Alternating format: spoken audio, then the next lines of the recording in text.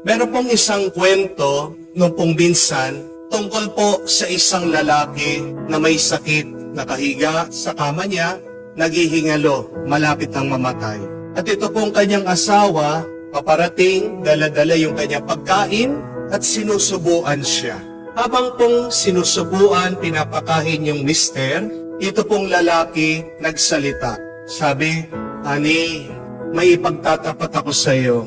Sumagot naman po itong misis, sabi niya, "Ano yon, honey?" Sabi po ng mister, "Promise mo, huwag kang magagalit, ha?"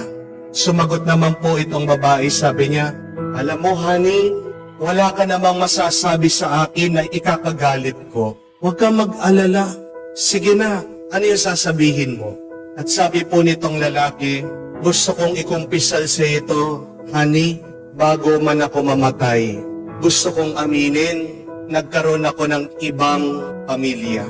Meron akong ibang napangasawa. Pinabuntis ko siya, nagkaroon ako ng anak sa kanya, pasensya na." Habang sinusubuan po itong lalaki, sumagot yung babae, sabi niya, "Honey, matagal ko nang alam, nung nalaman ko nga, inumpisan ko na lasunin ka," sabi niya. Yun po pala yung dahilan kaya malapit na siya mamatay. "O, kain ka na," sabi po. Nakasulat po sa Biblia, remember this, that a good wife is like a crown to the head of a husband. And when that wife is full of anger, full of disgrace, she will become a disease in the bones of the husband. Tandaan niyo po yan. Ano po ang sinasabi nitong unang pagbasa din? That a worthy wife is more than the most precious pearl.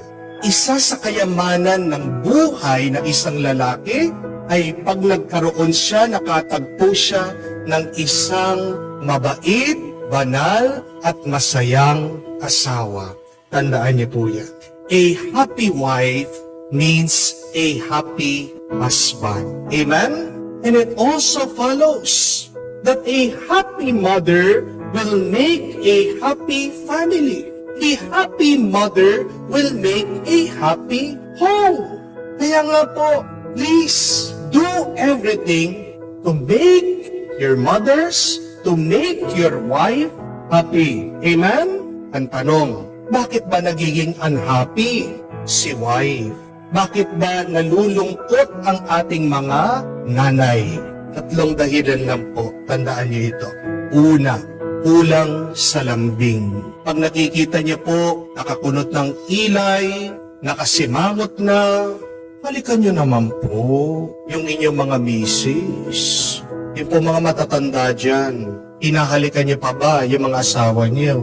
Ano po yung sinasagot? "Father, ano ko pa hahalikan? Wala na akong ngipin." Bakit kailangan ba yung ngipin para halikan? Di po ba? Lambingan nyo naman. And sometimes, yung lambing, nag-uumpisa din po sa mga salita natin. Have you appreciated your wife? Yung mga bata, kaya umiinit yung ulo ng mga ina. Kasi, pingi ng pingi. Ano po? Palagi humingi ng pera. Lambingan nyo naman po, be sweet through your words, through your actions. Pero pangalawa, bakit malungkot? Kulang sa pera. Amen? Remember, my dear friends, money is energy. Kung pera, lakas yan. Hindi ka naman makakabili ng pagkain kung wala kang pera. Hindi po ba? May sakit ka. Paano ka makakabili ng gamot kung wala kang pera? Hindi po ba? Alam nyo na, pag walang gana, no, pag naglalambot yung mga misis nyo, halikan nyo pagkatapos, paipit nyo doon sa kamay, pera. Tingnan nyo po, lalakas yan. Makikita nyo po, mabilis pa sa alas 4, pagluluto kayo. Give them money. Money is a blessing. Money is an energy. Money gives us strength. Amen? Pero pangatlo, bakit walang gana? Bakit malungkot? Kulang sa dasal. My dear friends, our needs are not only material, but our need is also spiritual. Do you pray for your wife? Kayo pong mga anak, Do you pray for your mothers? Yung ating mga ina, walang sawang nagdadasal sa atin. But do we reciprocate that prayer, their sacrifices?